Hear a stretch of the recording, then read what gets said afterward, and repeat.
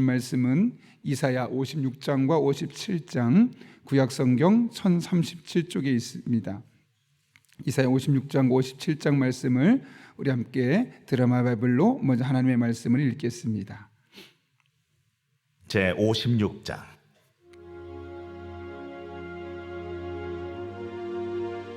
여호와께서 이와 같이 말씀하시기를 너희는 정의를 지키며 의를 행하라. 이는 나의 구원이 가까이 왔고 나의 공의가 나타날 것임이라 하셨도다. 안식일을 지켜 더럽히지 아니하며 그의 손을 금하여 모든 악을 행하지 아니하여야 하나니 이와 같이 하는 사람, 이와 같이 굳게 잡는 사람은 복이 있느니라. 여호와께 연합한 이방인은 말하기를 여호와께서 나를 그의 백성 중에서 반드시 갈라내시리라 하지 말며 고자도 말하기를 나는 마른 나무라 하지 말라. 여호와께서 이와 같이 말씀하시기를 나의 안식일을 지키며 내가 기뻐하는 일을 선택하며 나의 언약을 굳게 잡는 고자들에게는 내가 내 집에서 내 성 안에서 아들이나 딸보다 나은 기념물과 이름을 그들에게 주며 영원한 이름을 주어 끊어지지 아니하게 할 것이며 또 여호와와 연합하여 그를 섬기며 여호와 이름을 사랑하며 그의 종이 되며 안식일을 지켜 더럽히지 아니하며 나의 언약을 굳게 지키는 이방인마다 내가 곧 그들을 나의 성산으로 인도하여 기도하는 내 집에서 그들을 기쁘게 할 것이며 그들의 번제와 희생을 나의 제단에서 기꺼이 받게 되리니 이는 내 집은 만민이 기도하는 집이라 일컬음이 될 것임이라. 이스라엘의 쫓겨난 자를 모으시는 주 여호와가 말하노니 내가 이미 모은 백성 외에 또 모아 그에게 속하게 하리라 하셨느니라. 들의 모든 짐승들아, 숲 가운데의 모든 짐승들아, 와서 먹으라. 이스라엘의 파수꾼들은 맹인이요 다 무지하며 벙어리 개들이라 짖지 못하며 다 꿈꾸는 자들이요 누워있는 자들이요 잠자기를 좋아하는 자들이니 이 개들은 탐욕이 심하여 족한 줄을 알지 못하는 자들이요 그들은 몰지각한 목자들이라. 다 제 길로 돌아가며 사람마다 자기 이익만 추구하며 오라, 내가 포도주를 가져오리라. 우리가 독주를 잔뜩 마시자. 내일도 오늘같이 크게 넘치리라 하느니라. 제 57장.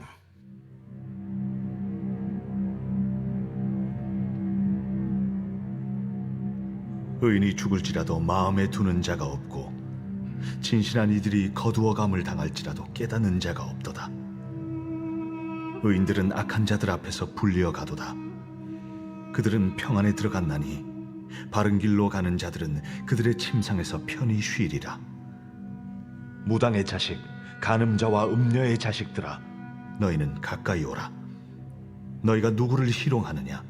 누구를 향하여 입을 크게 벌리며 혀를 내미느냐? 너희는 패역의 자식, 거짓의 후손이 아니냐? 너희가 상수리 나무 사이 모든 푸른 나무 아래서 음욕을 피우며 골짜기 가운데 바위 틈에서 자녀를 도살하는도다. 골짜기 가운데 매끄러운 돌들 중에 내 몫이 있으니 그것들이 곧 내가 제비 뽑아 얻은 것이라. 또한 내가 전제와 예물을 그것들에게 드리니 내가 어찌 위로를 받겠느냐? 내가 높고 높은 산 위에 내 침상을 베풀었고 내가 또 거기에 올라가서 제사를 드렸으며 내가 또 내 기념표를 문과 문설주 뒤에 두었으며 내가 나를 떠나 벗고 올라가서 내 침상을 넓히고 그들과 언약하며 또 내가 그들의 침상을 사랑하여 그 벌거벗은 것을 보았으며 내가 기름을 가지고 몰렉에게 나아가되 향품을 더하였으며 내가 또 사신을 먼 곳에 보내고 스오레까지 내려가게 하였으며 내가 길이 멀어서 피곤할지라도 헛되다 말하지 아니함은 내 힘이 살아났으므로 쇠약하여지지 아니함이라.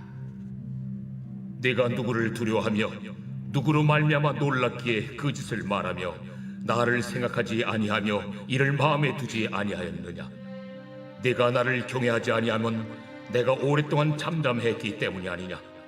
내 공의를 내가 보이리라. 내가 행한 일이 내게 무익하니라. 내가 부르짖을 때에 내가 모은 우상들에게 너를 구원하게 하라. 그것들은 다 바람에 날려가겠고 기운에 불려갈 것이로되 나를 의뢰하는 자는 땅을 차지하겠고 나의 거룩한 산을 기업으로 얻으리라. 그가 말하기를 도두고 도두어 길을 수축하여 내 백성의 길에서 거치는 것을 제하여 버리라 하리라. 지극히 존귀하며 영원히 거하시며 거룩하다 이름하는 이가 이와 같이 말씀하시되 내가 높고 거룩한 곳에 있으며 또한 통회하고 마음이 겸손한 자와 함께 있나니 이는 겸손한 자의 영을 소생시키며 통회하는 자의 마음을 소생시키려 함이라. 내가 영원히 다투지 아니하며 내가 끊임없이 노하지 아니할 것은 내가 지은 그의 영과 혼이 내 앞에서 피곤할까 함이라. 그의 탐심의 죄악으로 말미암아 내가 노하여 그를 쳤으며 또 내 얼굴을 가리고 노하였으나 그가 아직도 패역하여 자기 마음의 길로 걸어가도다. 내가 그의 길을 보았은즉 그를 고쳐줄 것이라. 그를 인도하며 그와 그를 슬퍼하는 자들에게 위로를 다시 얻게 하리라. 입술의 열매를 창조하는 자 여호와가 말하노라. 먼 데 있는 자에게든지 가까운 데 있는 자에게든지 평강이 있을지어다. 평강이 있을지어다. 내가 그를 고치리라 하셨느니라. 그러나 악인은 평온함을 얻지 못하고 그 물이 진흙과 더러운 것을 늘 솟구쳐내는 요동하는 바다와 같으니라. 내 하나님의 말씀에 악인에게는 평강이 없다 하셨느니라. 아멘. 우리가 종종 사용하던, 최근에는 많이 사용하지 않는 것 같은데요, 이 품격이라는 단어가 있습니다. 사람 됨의 그 바탕을 말하는 건데, 보통 그 사람이 말하는 말씨나 행동을 통해서 그 사람이 품격이 있다 혹은 없다라는 말을 쓰기도 합니다. 예전에 한번 그런 TV가 있었던 것으로 기억하는데요, 남자의 품격, 이런 제목도 있었던 것으로 기억합니다. 남자다움을 드러내는 행동과 말이 있어야 된다는 것을 의미하는 거죠. 이것을 만약에 우리들에게 지금 적용한다면 어떻게 할 수 있을까요? 우리 그리스도인에게도 품격이 있어야 한다는 것이죠. 이 품격은 다른 말로 하면 다움이란 말로 쓸 수 있을 겁니다. 그리스도인의 품격, 그리스도인 다움. 사실 한국교회가 지탄을 받아가고 사회적인 영향력을 자꾸 잃어가는 데는 다른 데 있지 않습니다. 바로 이 품격, 이 그리스도인 다움을 잃어버렸기 때문에 그렇습니다. 그런 의미에서 우리가 이 세상 속에서 그리스도인으로서 하나님이 원하시는 나라로 바꿔가기 위해서 가장 중요한 것은 그리스도인으로서의 품격을 다시 회복하는 것입니다. 그렇다면 여러분, 우리가 이것을 어떻게 회복할 수 있을까요? 오늘 본문을 통해서 우리가 그 사실을 깨달을 수 있는데요, 하나님께서는 오늘 본문에서 정의를 지키고 의를 행하라 라고 1절에서 말합니다. 보시면 여호와께서 이와 같이 말씀하시기를 너희는 정의를 행하며 의를 행하라. 원문에 보게 되면 미시파트, 체다크, 분명히 다른 단어이지만 정의롭고 공의로운 삶을 살아라 라는 것을 말하는 거죠. 그런데 이 정의와 의를 많은 학자들은 모든 율법의 말씀들을 충실히 따르는 삶으로 이해했습니다. 다시 말하면 우리가 어떻게 정의롭고 의로운 삶을 살아갈 수 있겠느냐, 막막하다는 거죠. 기준은 하나님의 말씀을 따라 살게 될 때 이 세상에서 한쪽에 치우치지 않는 정의로움, 공의로운 삶을 살아갈 수 있다는 것이죠. 따라서 오늘 본문에서도 여호와께서 이와 같이 말씀하시기를 너는 정의를 지키며 의를 행하라 라는 말은 다른 말로 하면 너의 삶에 하나님의 말씀이 중심에 자리 잡게 해서 그 말씀이 모든 삶의 기준이 되고 뿌리가 되게 하라 라는 말씀으로 바꿀 수 있는 것이죠. 그런데 그 이유가 무엇 때문이라고 말합니까? 이는 나의 구원이 가까이 왔고 나의 공의가 나타날 것임이라 하였도다. 나의 구원이 가까이 왔다. 이게 하나님의 구원이 가까이 왔다는 것은 무엇을 의미하는 걸까요? 이스라엘 백성들이 바벨론의 포로로 잡혀갔지만 다시 돌아올 날, 그 구원의 날이 멀지 않았다는 것. 쉽게 말하면 너희는 이제 구원받은 백성이 아니냐, 이제 구원받게 될 터이니 그 하나님의 구원받은 백성답게 정의를 지키고 의를 행하는 삶을 살아라. 하나님의 백성답게 하나님의 말씀을 붙잡고 너희들의 삶의 원리를 하나씩 적용해 나가라. 그러면 다른 사람들이 볼 때 너희는 정의로운 사람이 될 것이고 공의롭게 행하는 사람으로 비춰지게 될 것이다 라고 이야기하고 있는 것이죠. 여기서 정의와 공의는 사람들이 바라보는 우리의 모습이고, 하나님의 말씀은 그 정의와 공의를 이끌어내는 삶의 원리임을 우리가 다시 한번 깨닫게 되는 것이죠. 따라서 오늘 우리는 구원받은 백성이니 그 구원받은 백성답게 하나님의 말씀을 중심으로 누가 봐도 저 사람은 정의로워, 저 사람은 한쪽에 치우치지 않고 공의로운 사람이야 라는 모습을 보여줄 수 있어야 한다는 것이죠. 이것이 바로 그리스도인다움, 그리스도인의 품격을 지켜가는 가장 중요한 요소임을 우리에게 말씀하고 있는 겁니다. 그것은 2절에서는 이렇게 표현하죠. 안식일을 지켜 더럽히지 아니하며 그의 손을 금하여 모든 악을 행하지 아니하여야 하리니. 이렇게 1절과 연결해서 하나님의 말씀을 통해 안식일을 지켜 더럽히지 아니하고 모든 악을 행하지 아니하는 것. 사실 여러분, 우리가 살아가면서 어떤 것이 악이다, 어떤 것이 선이다 참 결정하기가 쉽지 않습니다. 어떤 기준이 있어야지만 이것을 악이라 말할 수 있고 선이라 말할 수 있는데, 대부분의 사람이 상황 윤리 안에서 어떤 상황 때문에 혹은 나로 인해서 내가 중심이 되면 내가 기준이 되어서 그게 때로는 악이 선이 될 수도 있는 겁니다. 그렇게 하지 말라는 것이죠. 어떤 것이 악인지 아닌지 알려면 이 또한 하나님의 말씀을 중심이 되어야 함을 이야기하고 있는 겁니다. 이렇게 1절과 2절에서는 무엇을 우리에게 이야기하고 있습니까? 하나님의 말씀, 모든 율법의 말씀들을 충실히 따르게 될 때 우리는 정의롭고 공의로울 뿐만 아니라 안식일을 지켜 더럽히지 아니하고 모든 악을 행하지 아니하며 살아갈 수 있는 그리스도인다운 사람, 그리스도인으로서 품격을 지키며 살아갈 수 있음을 말씀하고 있는 것이죠. 심지어 그런 사람은 3절과 4절에 2절 끝에 보게 되면 이와 같이 하는 사람, 이와 같이 굳게 잡는 사람은 복이 있느니라 라고 말합니다.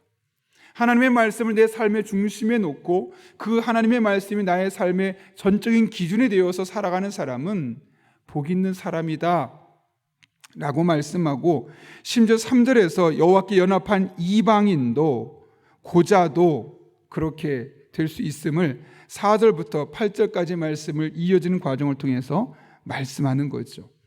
보십시오. 4절, 여호와께서 이와 같이 말씀하시기를 나의 안식일을 지키며 내가 기뻐하는 일을 선택하며 나의 언약을 굳게 잡는 고자들에게는, 여기서 말하는 고자들은 아이를 가질 수 없는 남성을 말하죠. 근데 스스로가 3절에 보면 어떻게 말했습니까? 나는 마른 나무야, 쓸모없어, 땔감밖에 안 돼, 이렇게 스스로 자기를 비하하는 고자들에게도 하나님의 안식일을 지키며 하나님 기뻐하시는 일을 선택하며 언약을 굳게 잡게 되면 5절, 내 집에서 내 성 안에서 아들이나 딸보다 나은 기념물과 이름을 그들에게 주며, 비록 자녀를 가질 수 없겠지만 그것보다 훨씬 나은 것들을 하나님께서 그들에게 유업으로 주실 것을 말씀하고 있는 것이죠. 6절과 7절도 마찬가지입니다. 또 여호와와 연합하여 그를 섬기며 여호와의 이름을 사랑하며 그의 종이 되며 안식일을 지켜 더럽히지 아니하며 나의 언약을 굳게 지키는 이방인마다. 7절, 내가 곧 그들을 나의 성산으로 인도하여 기도하는 내 집에서 그들을 기쁘게 할 것이며 그들의 번제와 희생을 나의 제단에서 기꺼이 받게 되리니 이는 내 집은 만민이 기도하는 집이라 일컬음이 될 것입니다. 비록 이방인이라 할지라도 이렇게 하나님의 말씀을 지키며 살아가게 되면 하나님이 그들을 받아들이겠다. 그래서 하나님의 전이 누구나 기도할 수 있는 곳, 만민이 기도하는 집이 되는 것을 보여주겠다라고 말씀하고 있는 겁니다. 하나님의 말씀을 붙들고 살아가면 우리는 그리스도인다워지고 그리스도인의 품격을 갖출 뿐만 아니라 이방인, 하나님을 멀리했던 사람들조차도 점점 하나님의 품에 돌아와 하나님의 백성으로 세워지고, 자신의 삶을 비관하며 나는 쓸모없는 존재를 말했던 고자들까지도 하나님께서 자녀가 아닌 또 다른 것을 은혜로 베풀어 주셔서 하나님의 은혜 안에 머물 수 있음을 분명하게 말씀하고 있는 것이죠. 그래서 이런 사람들은 복 있는 사람이다 라고 말할 수밖에 없는 겁니다. 여러분, 이 말씀 보면서 문득 떠오르는 말씀이 있지 않습니까? 저는 설교를 준비하면서 시편 1편 말씀이 떠올랐습니다.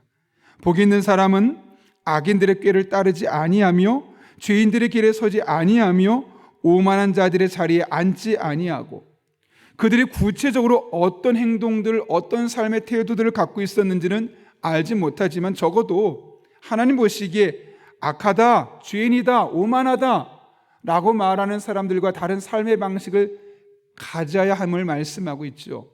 그들을 떠나라는 겁니다. 그러면서 구체적으로 적극적으로 어떻게 하라고 말씀하십니까? 오직 한 가지만 선택해야 된다는 거죠. 여호와의 율법을 즐거워하여 그 율법을 주야로 묵상하는도다. 그는 시냇가에 심은 나무가 철을 따라 열매를 맺으며 그 잎사귀가 마르지 아니함 같으니 그가 하는 모든 일이 다 형통하리로다. 어떤 사람이 복 있는 사람입니까? 악인들, 죄인들, 오만한 자들의 삶의 태도에 본받지 아니하고 하나님의 말씀을 즐거워하며 그 말씀을 묵상한다는 것은 나의 삶에 적용한다는 것이죠. 그 말씀대로 살아가는 사람들이야말로 진짜 복 있는 사람이다 라고 말씀하고 있는 겁니다. 그리스도인의 참 복은 얼마나 많은 부를 쟁취했느냐, 얼마나 높은 자리에 올라가서 많은 사람에게 박수를 받고 있느냐에 따라서 복 있는 사람이다, 그렇지 않은 사람이다 말하지 않습니다. 더 많은 돈을 벌었기 때문에 그리스도인다운 품격을 보여주는 것 또한 아닙니다. 철저하게 하나님의 말씀의 중심이 되어서 그 말씀을 가까이 하고 그 말씀이 나의 삶의 원리가 되고 그 말씀이 나의 삶을 지배하는 가장 중요한 요소가 될 때 우리는 복 있는 사람이다 라고 말을 들을 수 있게 되고, 그리스도인다운 품격을 갖추며 이 세상 속에 많은 사람에게 정의를 지키고 의를 행하는 사람으로서 살아갈 수 있게 되는 것입니다. 그런 의미에서 우리는 하나님의 말씀을 늘 가까이 하고 선포되는 말씀을 내게 주신 말씀으로 받고, 또 그렇게 하나님의 말씀이 나의 삶에 정말 익숙해져야 합니다. 그럴 때 그 말씀은 여러분이 그 말씀을 즐거워하게 될 것이며, 그 말씀을 묵상하는 가운데 그 말씀을 묵상하지 않는 자는 경험할 수 없는, 말씀 안에서만 경험할 수 있는 하나님의 은혜, 예비하심을 온전히 경험하게 될 것입니다. 그런 은혜를 경험하는 여러분 한 분 한 분 될 수 있기를 예수님의 이름으로 축원합니다. 그런데 우리가 이렇게 품격 있는 그리스도인을 살기 위해 해야 할 또 한 가지가 있는데, 그것은 지도자를 위해 기도하고 지도자들은 영적으로 깨어 있어야 하는 것이죠. 9절부터 12절까지의 말씀 보게 되면 10절 특별히 이스라엘의 파수꾼들은 맹인이요 다 무지하며 벙어리 개들이라, 짖지 못하며 다 꿈꾸는 자들이요 누워있는 자들이요 잠자기를 좋아하는 자들이니, 11절 이 개들은 탐욕이 심하여 족한 줄을 알지 못하는 자들이요 그들은 몰지각한 목자들이라, 다 제 길로 돌아가며 사람마다 자기 이익만 추구하며, 오라 내가 포도주를 가져오리라, 우리가 독주를 잔뜩 마시자, 내일도 오늘같이 크게 넘치리라 하느니라. 여기 보면 이스라엘의 파수꾼이라고 나옵니다. 그 10절에 이스라엘의 파수꾼이 결국 11절 중간에 보면 몰지각한 목자들이라 라는 말로 설명이 되는 것을 보게 됩니다. 다시 말하면 여기 말하는 이스라엘의 파수꾼은 누구입니까? 지도자들이죠. 영적인 지도자들입니다. 그런데 이 당시에 영적인 지도자들의 모습이 어떻게 묘사되고 있습니까? 10절에 맹인이라는 거죠. 영적으로 무능력하다는 겁니다. 두 번째, 무지하다는 겁니다. 여기 무지는 야타라는 히브리 단어를 썼는데요, 하나님을 아는데 지도자임에도 불구하고 하나님을 인격적으로 경험한 적이 없는 겁니다. 하나님이 정말 살아계시다고, 하나님의 은혜가 있다고, 기도하면 하나님 어떤 방법으로든 역사하신다고 자신 있게 선포할 수 있는 그런 체험적인 신앙이 없는 지도자들이라는 겁니다. 세 번째, 벙어리 개들입니다. 양을 이리로부터 지켜야 하는데 말을 짓지 못하는 개가 무슨 의미가 있겠습니까? 쓸모없는 지도자들이라는 거죠. 잘못하면 잘못한다고 말하고, 잘하고 있으면 잘하고 있다고 칭찬하고 격려해야 되는데 잘못함에도 불구하고 꿀먹은 벙어리처럼 아무 말 할 수 없는 그런 영적인 지도자가 무슨 의미가 있겠습니까? 나이와 상관없이 영적인 지도자들은 성도들이 잘못된 길을 갈 때, 영적으로 왜곡된 길을 갈 때 그 길은 아니라고, 이 길이 옳은 길이라고 선포할 수 있어야 되는데, 벙어리 개들처럼 가만히 있는다면 그것이 무슨 의미가 있겠느냐? 그 당시에 많은 지도자들이 그랬다는 겁니다. 꿈꾸는 자들이요, 누워있는 자들이요, 잠자기 좋아하는 자들이요, 게으르고 나태했다는 거죠. 11절, 탐욕이 심하여 족한 줄 모르고, 이게 뭡니까? 탐욕, 욕심이 많았다는 거고, 두 번째로 몰지각하다, 깨달음이 없었다고. 그래서 자기 이익만 추구하고, 12절, 포도주와 독주를 즐기며 내일도 오늘도 똑같다, 하루살이처럼 살아가는 인생을 살고 있는 그 당시의 영적인 지도자들의 모습을 어김없이 적나라하게 표현하고 있는 겁니다. 지도자들의 모습이라고 하기엔 너무나 부끄러운 모습들이 오늘 나타나고 있는 것이죠. 이것은 개인의 지도자 개개인의 책임이기도 하지만, 그런 지도자들 그대로 방관한, 또 지도자들이 바르게 살도록 그들을 위해 기도하지 못했던 그 당시 이스라엘 백성들의 또 다른 의미의 책임이기도 합니다. 그렇다면 여러분, 우리는 어떻게 될까요? 지도자들을 위해 기도해야 합니다. 맹인처럼 살지 않도록, 무지하고 벙어리 개들처럼 살지 않도록, 게으르고 나태하게 살지 않도록, 탐욕에 취해 살지 않도록, 깨달음이 없는 몰지각한 자들로 살지 아니하도록, 오늘이 다인 것처럼 하루살이처럼 살지 아니하도록 반대로 우리가 기도하고 그렇게 잘 세워질 수 있도록 또 격려하고 지지해 줄 수 있어야 하는 것이죠. 목자가 망하게 되면 결국 모든 양떼는 목자린 양과 같이 유리할 수밖에 없는 겁니다. 그런 의미에서 조심스럽지만 여러분의 인생이, 여러분의 삶이 영적으로 건강하길 원한다면 늘 여러분을 위해 기도할 때마다 목회자들을 위해 기도해야 합니다. 여러분의 자녀들이 교회 안에서 믿음으로 잘 성장하길 원한다면 여러분의 자녀를 위해 기도할 때마다 여러분을 가르치고 있는 교역자들을 위해, 선생님들을 위해서 함께 기도해 주어야 합니다. 그럴 때 그들이 믿음 안에 잘 세워지고 깨어있는 영적인 지도자로서 아이들의 삶을, 또 우리 여러분의 삶을 잘 인도해 줄 수 있는 것이죠. 목회자들이 오늘 말씀 9절부터 12절까지의 말씀과 정반대의 삶으로 살아갈 수 있도록 저를 위해, 우리 부교역자들을 위해, 또 아이들을 가르치는 선생님들을 위해, 또 교회 직분자들을 위해, 리더들을 위해 그렇게 기도해 줄 수 있기를 바랍니다.